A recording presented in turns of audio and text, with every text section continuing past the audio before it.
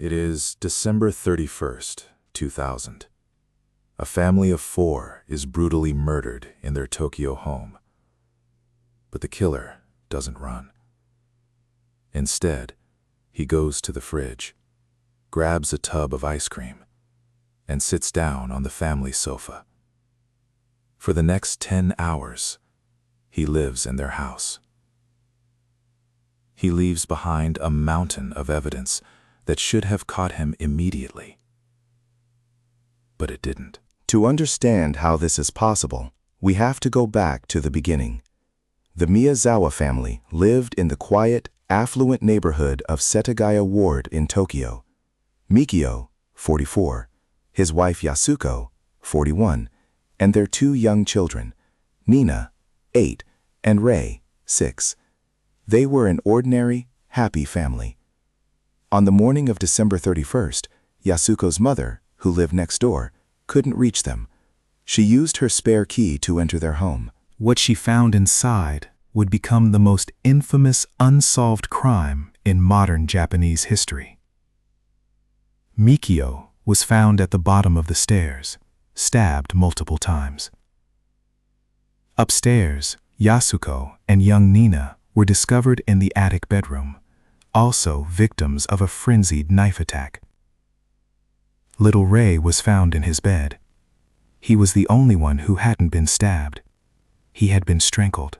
The sheer brutality of the crime was shocking. But what truly baffled investigators wasn't how the family died. It was what the killer did afterward.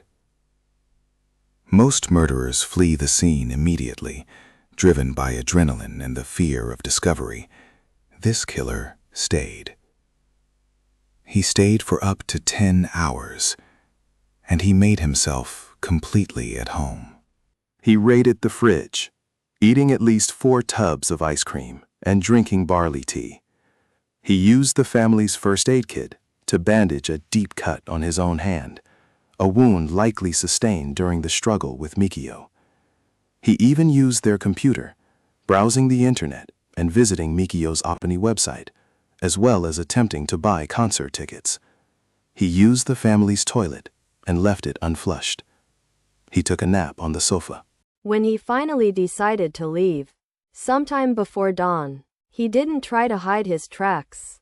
He left behind the murder weapon, a sashimi knife he had brought with him.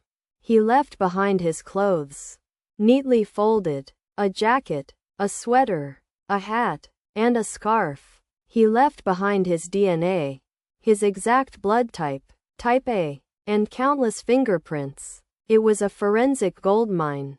The Tokyo Metropolitan Police Department launched a massive investigation, convinced the case would be closed in days. They had the killer's DNA. They knew what he wore. They knew what he ate. They knew he was likely between 15 and 35 years old. But as the days turned into weeks, and the weeks into years, the investigation hit a wall. The clothes he left behind were common, mass-produced items. The knife was a standard brand. And the DNA? It didn't match anyone in the Japanese criminal database.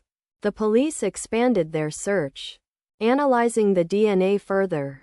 What they found changed the entire trajectory of the case. The killer's DNA revealed a mix of Asian and European ancestry. His maternal line traced back to southern Europe, possibly the Mediterranean. His paternal line was common in East Asia, but specifically pointed towards Korea or China. This wasn't a local dispute. The killer might not even be Japanese. He could have been a foreigner, or someone of mixed descent. This revelation was the retention mechanism we talked about earlier. How did a killer with such a specific genetic profile, who left behind so much evidence, completely vanish? The answer might lie in the very evidence he left behind.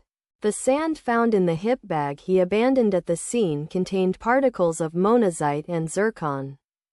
These specific minerals were traced to a very precise location: the Edwards Air Force Base in California, USA. Was the killer a military brat? A contractor? someone who had recently traveled from the US to Japan. Despite a 20-year, multi-million-dollar international manhunt, the killer's identity remains a mystery. The Setagaya family home still stands today, a silent monument to a horrific crime.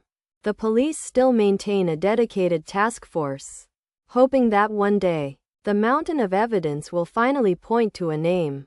But until then, the killer who never left remains a ghost, haunting the quiet streets of Setagaya.